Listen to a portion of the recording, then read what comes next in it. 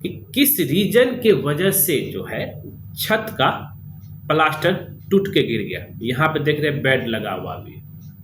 आपकी मात्र एक गलती से अगर आप कंस्ट्रक्शन करवा रहे हैं और आप जो है प्रॉपर तरीके से सुपरविजन नहीं कर रहे हैं और आपका मिस्त्री जो है कुछ भी बना करके चल जाता है और फिर में भारी नुकसान आपको होता है। तो दोस्तों हम यहाँ पे बात कर रहे हैं कि भाई सबसे पहले हम जानेंगे ये जो प्लास्टर जो गिरा है इसके पीछे रीजन क्या है और इसका समाधान पे भी चलेंगे।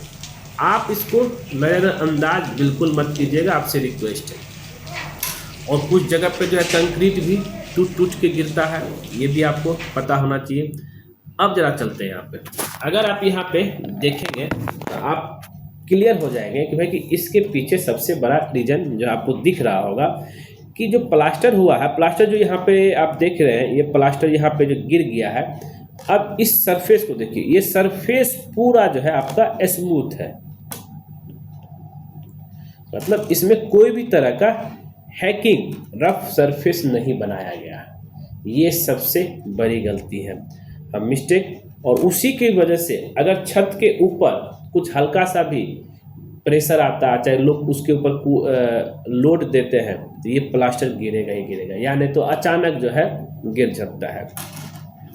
तो पहला रीजन है कि भाई इसके पीछे जो रीजन है वो पहला आपका है स्मूथनेस।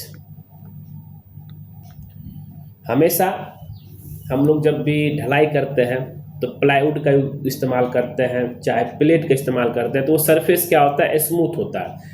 तो लोग बोलते हैं नहीं, ये सरफेस पूरा जो है प्लेन होना चाहिए। प्लेन सीलिंग जो होना सबसे खतरनाक चीज़ है। हल्का रफ होने से आपका प्लास्टर को पकड़ के रखेगा, तो स्मूथनेस की वजह से जो है ऐसा होता है। दूसरा है कि भाई इम्प्रॉपर हैकिंग।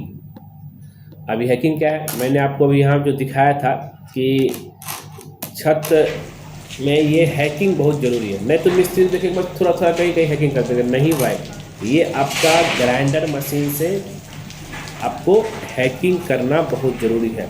अगर ये नहीं करते हैं तब भी होता है इम्प्रॉपर हैकिंग की वजह से। और तीसरा आपका जो इसमें आता है कि वाटर लीकेज। अगर आप जो है प्रॉपर तरीके से छत की ढलाई नहीं किए हैं तो पानी जो है ये इस होकर के छत होते हुए प्लास्टर और कंक्रीट के बीच में आ जाएगा। और इसमें जैसे कि आप देख रहे हैं कि ये घोला सीमेंट स्लरी भी इस्तेमाल नहीं हुआ, तो दोनों के बीच में गैप क्रिएट करेगा। गैप क्रिएट करने से आपका ये गिर सकता है। जैसे आप लोग देखते हैं छत के ऊपर जब ग्रेडिंग करते हैं तो ग्रेडिंग कैसे उखड़ने लगता है, चाहे छत के ढलाई के बाद जो प्लास्टर चाहे घोला मारते हैं तो पपड़ी जैसा उखड़ने लगता है। तो वही चीज़ है, दोनों के बीच में पानी का कांटेक्ट आ जाने से दोनों को एक दूसरे से अलग कर देता है। चौथा है सिल्ट इन सैंड। बालू में अब ज़्यादा मैक्सिमम जो है सिल्ट क्वांटिटी होने से भी होता है। पांचवा है वाटर क्यूरिंग। प्रॉपर तरीके से वाटर क्यूरिंग नहीं होने के वजह से भी, बस प्लास्टर करके छोड़ दिए और तराई जो अच्छी तरह से नहीं किए। ये हो गया आपका रीजन। अब चलते हैं हम इसका सॉल्यूशन पे। वह इसका है मेरा सॉल्यूशन क्या है, तो सॉल्यूशन सबसे जो है इजी है, वो ये है कि जब भी कभी आप जो है छत ढलाई प्लास्टर की विचार कर रहे हैं तो प्लास्टर से पहले आपको सीलिंग के सरफेस को रफ बनाना है। रफ करना बहुत ज़रूरी है, रफ करेंगे तभी जा कर के होगा। रफ करने के लिए जो है आप छेनी मार्तुल से, अगर आपके पास ग्राइंडर मशीन नहीं है तो छेनी मार्तुल से कुछ इस तरीके से रफ कर देना है, लेकिन रफ बहुत ज़रूरी है। और रफ को लेकर के मैं आपको बताऊँ सबसे बेहतर होता है ग्राइंडर मशीन। ग्राइंडर मशीन हो गया आपका जो है हैंड वाला मशीन होता है जिसमें ब्लेड लगा रहता है जो कंक्रीट को काट सकता है। तो ऐसे कैसे करके जो है इसको ऐसे रफ बनाना है जिससे क्या है कि दोनों एक दूसरे को पकड़ के रखें। फिर उसके बाद नेक्स्ट आता है इसमें, जिस समय आप हैकिंग कर देंगे, फिर वाटर पानी की तराई करना, मतलब छिड़काव करना कि सरफेस जो है मेरा अगर ड्राई है वो थोड़ा सा गीला हो जाए। ये बहुत ज़रूरी है, ये कोई नहीं करता है। डायरेक्ट बहुत लोग जो है ड्राई पे ही जो है प्लास्टर चढ़ाने लगता है। ड्राई नहीं रहना चाहिए, गीला रहना चाहिए। फिर उसके बाद आता है कि भाई प्लास्टर चढ़ाने से पहले आपको जो है सीमेंट स्लरी, मतलब सीमेंट का जिसको हम लोग घोला बोलते हैं, पानी और सीमेंट को घोला बना करके वो पेस्ट का काम करता है, उसको अप्लाई कर देना है। अब ऐसा नहीं कि एक ही बार में करना है, जहाँ जहाँ पे मेरा प्लास्टर कर रहे हैं वहाँ वहाँ पे करना है। एक एरिया ले लीजिए, जैसे 4 फीट का 4 फीट का, 5 फीट का 5 फीट का, फिर जब आगे बढ़ेंगे फिर उसके ऊपर अप्लाई करेंगे। तो सीमेंट स्लरी पहला हो गया हैकिंग, हम यहाँ पे मेंशन कर देते तो याद रहेगा आपको। तो पहला हैकिंग बहुत ज़रूरी है, हैकिंग हो गया। दूसरा है वाटर स्प्रे। तीसरा है सीमेंट स्लरी। चौथा है मोर्टार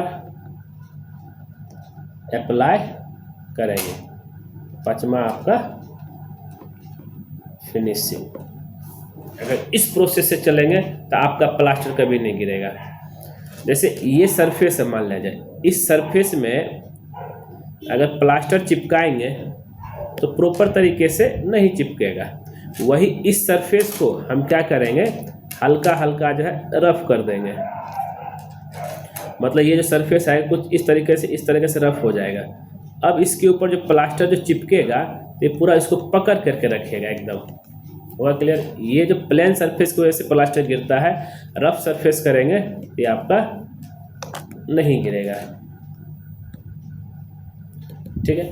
फिर छठा आता है वाटर क्यूरिंग। वाटर क्यूरिंग करना बहुत ज़रूरी है, बहुत लोग नहीं करते हैं। वाटर क्यूरिंग आपका जो है कम से कम 7 to 10 डेज करना जरूरी है। वाटर क्यूरिंग करेंगे तभी जा करके आपका जो है ये प्लास्टर में मजबूती आ पाएगा। और याद रहे, जहाँ जहाँ आपका जो है ये